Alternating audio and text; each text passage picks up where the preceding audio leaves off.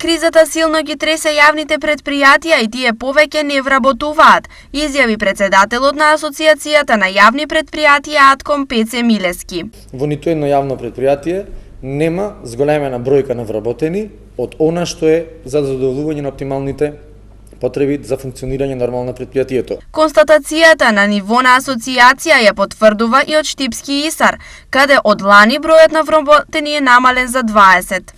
На неопределено време немаме вработувано работници, односно се вработуваат по потреба.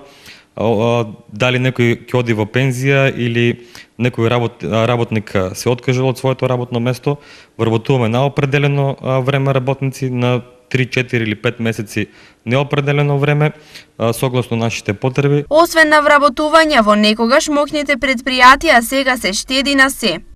Во овој период и не сме во можност многу да заштедиме, но колку што може ги намалуваме трошоците за нафта, односно нафта се користи само за основните потреби на јавното предпријатие, како што е извибрување.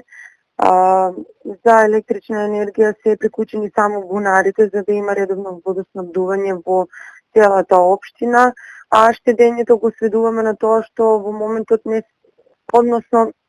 сме во можност со нашите приходи и нашите трошоци да инвестираме во било каков нов проект во рамките на нашата дејност. Клучен проблем за локалните јавни предпријатија сега е високата цена на струјата која ги помина сите досега познати граници и која носи реален ризик сите тие да престанат со активности, изјави Милески. Сметката за еден месец од оваа година е колку што платили во 2020 за цела година.